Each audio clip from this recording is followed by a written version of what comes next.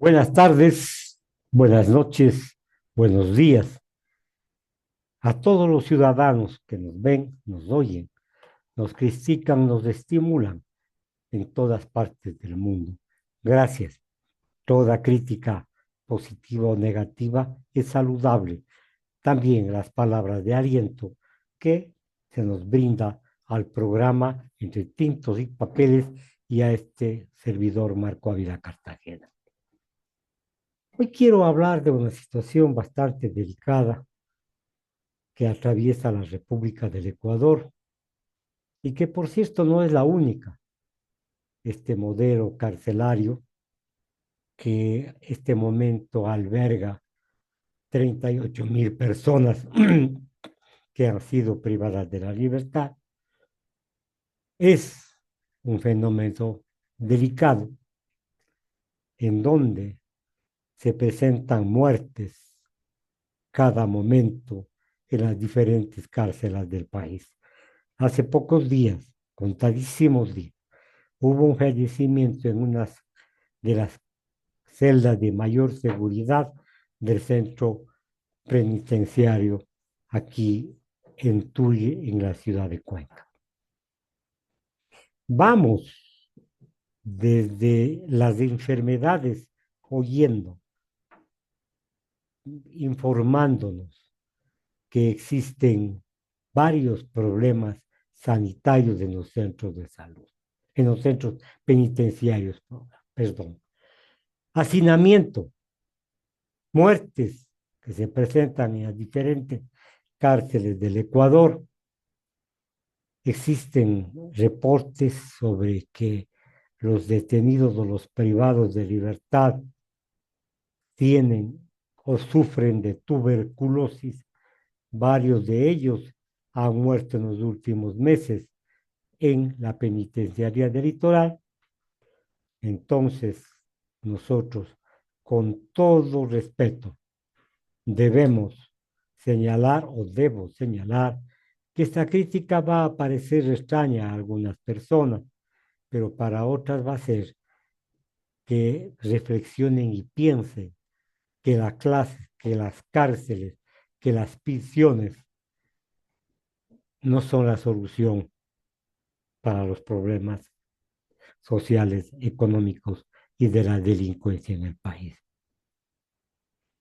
Para nadie es nuevo que los diferentes centros penitenciarios están ubicados incluso en terrenos de disputa de los GDOs, de los grupos criminales organizados que pelean el territorio justamente para controlar desde ahí las cárceles, territorios en donde se disputa el poder. Y a través de los años, estos centros penitenciarios se han convertido en antros, en escuelas, para que las personas que han cometido a lo mejor algún tipo de delito vayan y se perfeccionen. Si ustedes quieren haciendo una, una simbiosis, una comparación que parece fuerte, pero no es así. Van y se gradúan en las cárceles o en los centros penitenciarios de magíster en cuanto se refiere al perfeccionamiento, a las técnicas, y a la deshumanización del ser humano. Los centros penitenciarios son responsabilidad del Estado, pero no hay día, no hay semana que no se diga, que no se señale el hecho noticioso de que en la cárcel de Cañar han encontrado estupefacientes, que en la cárcel de Chimborazo han encontrado armas blancas, que en la cárcel de Santo Domingo han encontrado armas de fuego, y en fin, en los diferentes centros carcelarios que controla el Estado ecuatoriano, se encuentran artículos de la mayor diversidad en cuanto a su índole, desde droga hasta gilet para afeitarse la cara o cigarrillos. Grave la situación Y seguimos hablando de este tema y seguiremos hablando, porque no hay cómo negar que en las cárceles hay hacinamiento, enfermedades y muertes de varios prisioneros. Algunos dirán, bueno, pues que se maten en ellos. Bueno está que vaya mermando el número de delincuentes. De esta forma, otros tendrán miedo de delinquir para no ir a la cárcel, porque posiblemente allí se acabará o se tramará su muerte. Entonces, el problema de las cárceles, señoras y señores, con todo el respeto, o la crisis penitenciaria, no se puede analizar solamente desde el vista o desde la vista, desde el punto de vista de como un problema de seguridad. Tengo que decirlo, existen personas o existimos personas que siempre hemos luchado por la vigencia de los derechos humanos de las personas.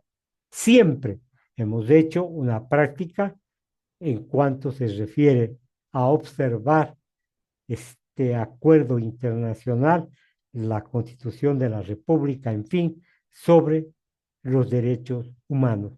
So pretexto de que son delincuentes y que han cometido actos en contra de la propiedad de la vida, en fin, de otras personas, no pueden ser tratados como animales, como bestias, a base del temor, a base del látigo, a través de la imposición de medidas que rayan en la tortura. Y no estoy saliendo en defensa de los señores que han cometido delitos. Ojo, estoy criticando el sistema en donde se les vuelve más rencorosos, se les vuelve más a veces más mm, indolentes a los detenidos cuando salen de los centros de reclusión. Es decir, salen perfeccionados en la comisión de los delitos y todos nosotros sabemos que en las cárceles existe el Internet, de ahí manejan secuestros, de ahí manejan vacunas, en fin. Es decir, el problema no es solamente de inseguridad, no es solamente de derechos humanos, no solamente es un problema sanitario, sino es un problema institucional. Y este problema institucional, esta falta de capacidad del Estado de direccionar, de controlar, de buscar paz en los centros penitenciarios y que los detenidos paguen sus culpas, es un tema que termina afectando a la sociedad ecuatoriana, a toda la sociedad ecuatoriana. Yo no sé, se vuelven más resentidos, se vuelven más avesados, perfeccionan técnicas. Muchas personas en los centros penitenciarios, esta se convierte para muchas personas en una escuela para perfeccionar el delito. Y no estoy culpando a ese gobierno, ni estoy diciendo que el señor Noboa es el culpable, o que el señor Lazo tuvo mucho que ver, o el señor Lenin Moreno, o el economista Correa. No, no, no, no. Ninguno de ellos. Desgraciadamente, la crisis penitenciaria viene de años atrás. Ahora se agudiza porque el poder del dinero ha llegado a los centros penitenciarios a través de los GDOs y a través del tráfico de estupefacientes, de armas, de las extorsiones, de la minería ilegal. Entonces, en los presos, en los detenidos, existe poder económico y ahí entonces se agudiza por controlar la cárcel, los centros penitenciarios, se agudiza la violencia. Recuerden ustedes, señoras y señores, que en los últimos años hemos tenido y hemos sido testigos de varias masacres carcelarias. Y masacres carcelarias dadas porque en los centros penitenciarios se replica lo que pasa en las ciudades y cuando están con libertad. La lucha por el territorio para poder controlar ciertas áreas geográficas para llevar adelante la comisión de delitos. Entonces, no es problema solamente del día de hoy o de estos años próximos que pasaron, sino es un problema que se viene agudizando de décadas atrás. Nosotros somos testigos de las crisis carcelarias, no hay nada que hacer. Vemos, nos informamos, pero esto, repito, se da en mayor forma porque los grupos organizados, quiero decir, los criminales organizados, tienen y ocupan una gran presencia dentro de las prisiones. Antes caía un carterista, caía un vendedor de carros falsificados sus placas, en fin. Ahora caen personas que lavan miles de millones de dólares, tal vez patrocinados incluso por algunos estamentos que responden a la administración pública. Entonces, la crisis carcelaria agudiza porque grupos organizados de la delincuencia están presentes en los centros penitenciarios. Además de eso, mis queridos amigos, tengo que decirlo con franqueza, los centros penitenciarios dejaron desde hace rato de ser lugares para el cumplimiento de las penas. En muchas ocasiones, en determinados momentos coyunturales, se convirtieron en escenarios cruentos de disputa para el control territorial y criminal. Oigan lo que estoy diciendo, señoras y señores. Se convierten en centros en donde las cabezas, los dirigentes, los jefes hacen arreglos, mandan sanciones, ordenan la muerte, en fin, de varias personas. Entonces, en los centros penitenciarios existe también la disputa para el control territorial y para el control criminal. Nos sorprende, me sorprendí al principio, hace unos pocos años, viendo cómo las organizaciones criminales operaban desde los centros penitenciarios, cómo pueden comunicarse al exterior los grandes dirigentes, entre comillas, los maleantes que dirigen a los delincuentes en las calles, cuando puede extender o mantener estructuras de poder, incluso se produce el poder en los centros penitenciarios. Esto se produce a través de enfrentamientos armados dentro de los centros penitenciarios. Y al común de los mortales le nace una pregunta, que gesta una pregunta en su mente, y dice, ¿dónde está el Estado? ¿Dónde estamos fallando? ¿Qué pasa? Son 40,000 presos, 40,000 detenidos en varios centros penitenciarios que nos imponen a los 18 millones de ecuatorianos formas violentas de dominación a través del miedo, del terror, de la presencia en los territorios que siempre se disputan. El Estado puede declarar el estado de excepción realmente, el Estado ecuatoriano, sí, pero ¿para qué nos sirve? Nosotros sabemos que el estado de excepción está en las calles para la represión, en fin, no quiero entrar en ese tema. Ahí sí se mueven, removilizan a los señores militares para que estén presentes en las calles, para reprimir la protesta social. No es solamente cuestión de construir más cárceles, disque cárceles extremas en cuanto a la seguridad. No, señoras y señores, el problema es más amplio. El problema está en la estructura y en la corrupción y grupos de poder que manejan el Estado. que el Estado se queda con los brazos paralizados porque también sus dirigentes tienen temor. Es cierto, pero no se soluciona el problema de la delincuencia con la creación de centros carcelarios más grandes y como se llama de extrema seguridad. ¿Se pueden trasladar reclusos? Sí, claro, pero viendo a quiénes, a qué delitos, de qué delitos se les acusa, a qué ciudad pueden ir, en donde las personas, los detenidos, puedan tener la esperanza de rehabilitarse y reintegrarse a la sociedad.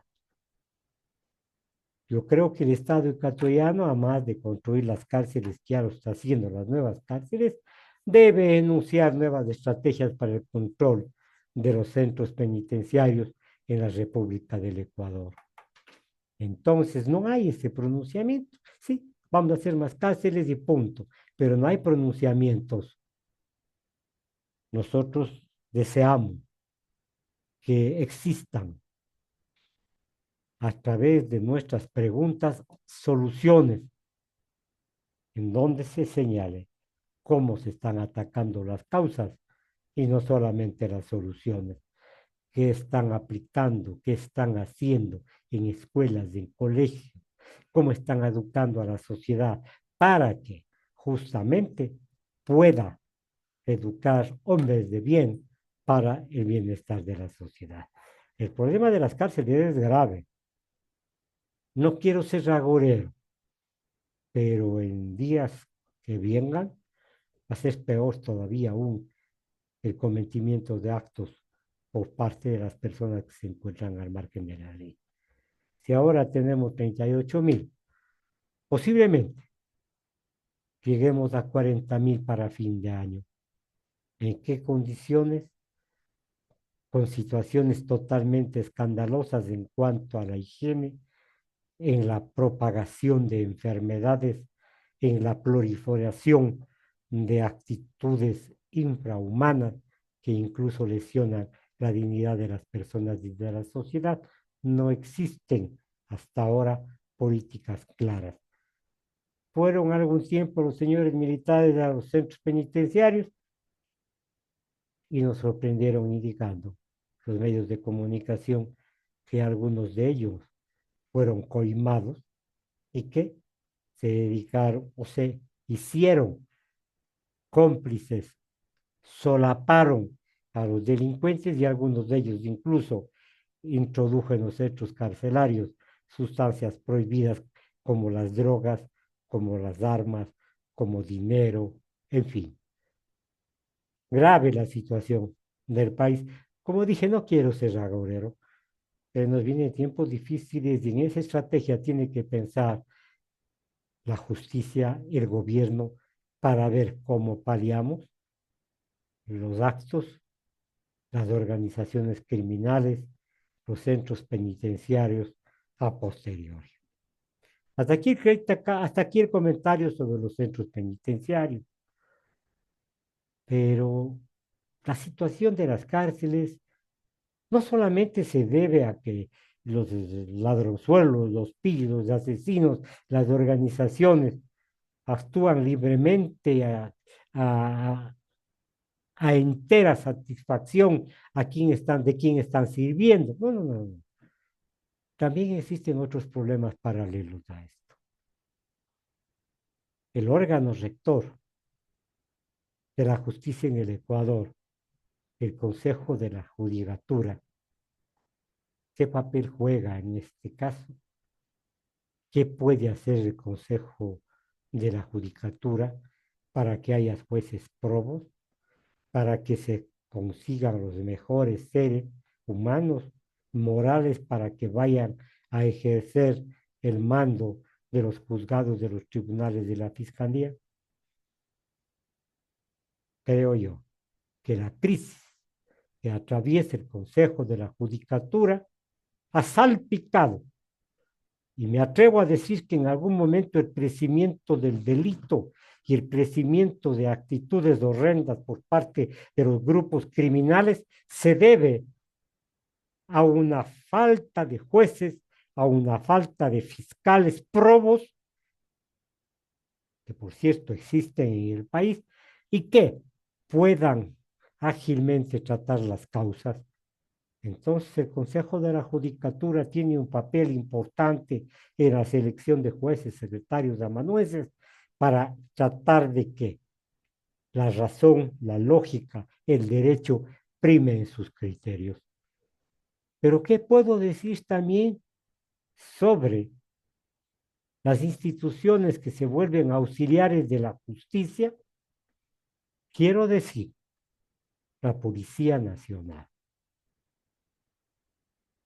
Vemos cómo muchos jueces se excusan en donde al decir que la Policía Nacional o los agentes de la Policía Nacional han elaborado malos partes, que no se le han dado los derechos humanos que le corresponden a las personas, que llegan fuera de las 24 horas cuando son delitos de flagrancia y no pueden conocerlo.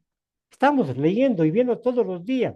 Entonces el Consejo de la Judicatura también tiene una responsabilidad frente a la crisis carcelaria, frente a la violencia. Los jueces no son óptimos en algún momento y ceden incluso al miedo, ceden incluso a este tipo de agresividad de los grupos armados, de los grupos de GDOs en el país.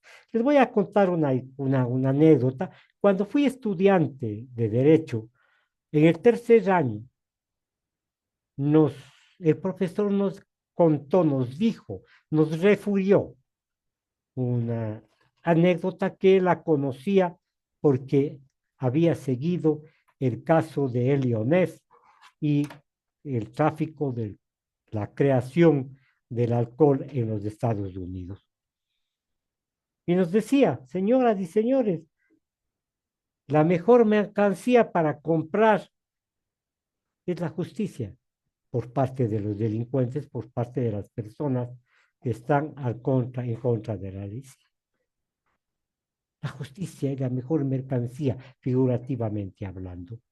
Al hombre se le convierte en una mercancía más para que ceda a los protervos intereses de quienes manejan el delito.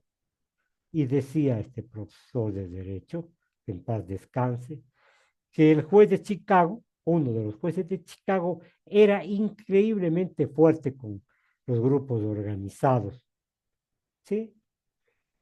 Les trataba con dureza, pero un día le mandaron a decir en su oficina que el señor que estaba al mando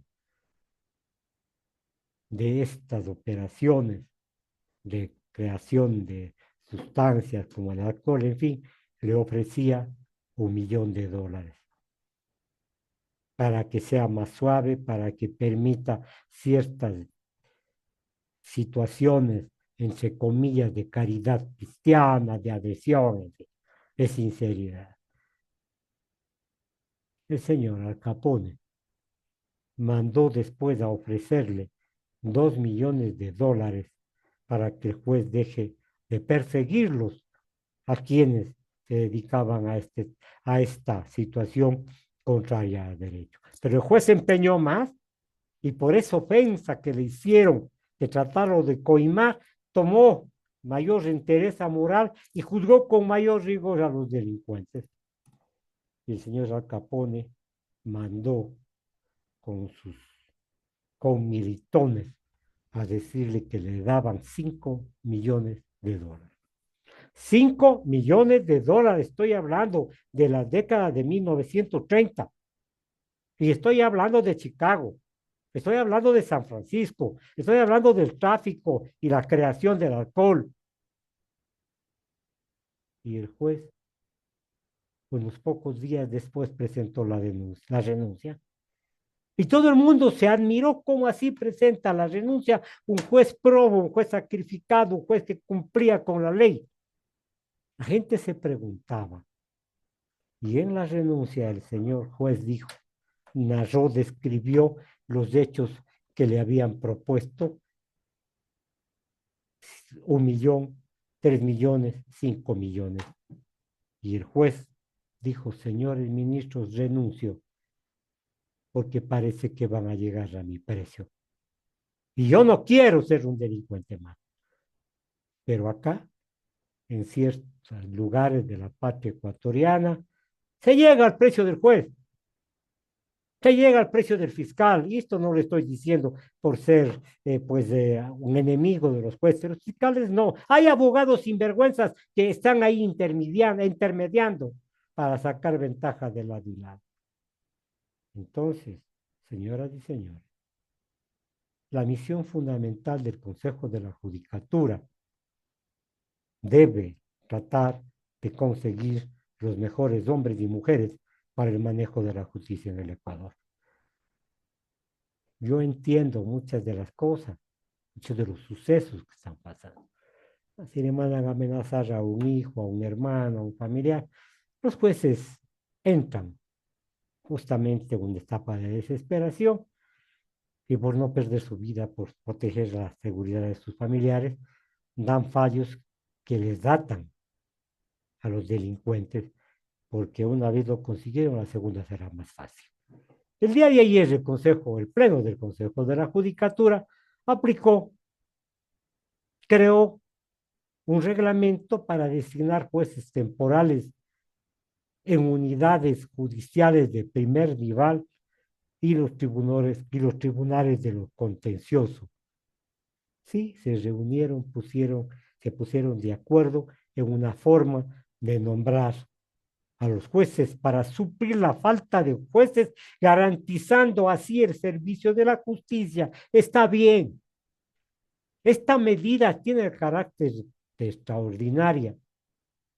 Sin embargo, estas medidas, como ha dicho el presidente del Consejo de la Judicatura, no sustituirán bajo ningún concepto los concursos públicos de méritos de oposición. Bien aclarado, porque así debería ser. En esta circunstancia se nombran a los jueces, en fin, secretarios, pero habrá que, después de un poco tiempo, llamar al concurso de méritos de oposición. El reglamento dice también que podrán ser nombrados jueces los funcionarios que tengan nombramientos definitivos o provisionales, o también así como otros profesionales que a lo mejor puedan tener o tengan contratos de servicios ocasionales. Todos los que van a ser designados, todos los postulantes para llegar a presentarse en la nominación de los jueces, tienen que tener cuando menos 5 años de experiencia en la función judicial. Por supuesto, aquí en la designación de los jueces temporales también se tendrá en cuenta la formación académica, la experiencia profesional, que no tengan sanciones disciplinarias que vayan o que en algún momento cuestionen la idoneidad para ocupar ese cargo de elevada responsabilidad. Sí, señoras y señores, para los tribunales contencioso administrativo, contenciosos tributarios, se nombrarán justamente personas que están en el área para que no haya inconvenientes, para que efectivamente las personas puedan ir a desempeñar las funciones sin que existan infracciones o que con conocimiento de causa no cometan infracciones de la administración de justicia. Además de eso, los funcionarios públicos, señoras y señores, como ustedes conocen, deben hacer una declaración juramentada, presentar una declaración juramentada y notariada, que sirve, que certifique que tienen habilidades previstas en el Código Orgánico de la Función Judicial. Con eso estamos entonces clarísimos, no algún perico de los palotes va a presentarse, todos tendrán que presentar esta circunstancia. Además de eso, el Pleno del Consejo de la Judicatura ordenó a la Dirección Nacional de Talento Humano iniciar todas las gestiones técnicas administrativas para que apliquen la metodología y se puedan entonces llenar en forma provisional las vacantes que se necesitan o que deben ser llenadas por el Consejo de la Judicatura. Se nombraron 4 jueces, 4 miembros ya directores del Consejo de la Judicatura, en Zamora Chinchipe, en Esmeraldas, en Imbabura y en Bolívar. Estamos esperando que en la provincia de La Suay, ojalá se dé como en algunas ocasiones personas morales y que conocen de la materia y que conocen de administración. La medida es extraordinaria y busca cubrir la falta de jueces. Lo digo con total claridad. ¿Quiénes podrán participar? Yo lo dije ya anteriormente. Podrán participar secretarios, oficiales mayores, ayudantes judiciales y amanuenses con nombramientos definitivos, provisionales o contratos de servicios apasionados. Ya dije, deben cumplir varias situaciones de exigencias, la formación académica, la experiencia profesional y la ausencia de situaciones disciplinarias. Deben presentar una declaración juramentada sobre su patrimonio, porque ahora vemos que hay varios funcionarios que todavía nos sacan el pecho, algunos digo, no digo todos, una minoría, nos sacan el pecho porque nos exhiben grandes vehículos de grandes marcas, nos exhiben o tienen grandes propiedades, 4, 5, 6 bienes inmuebles. Tengo un caso de Naranjal que justamente se está investigando. Buenas noches.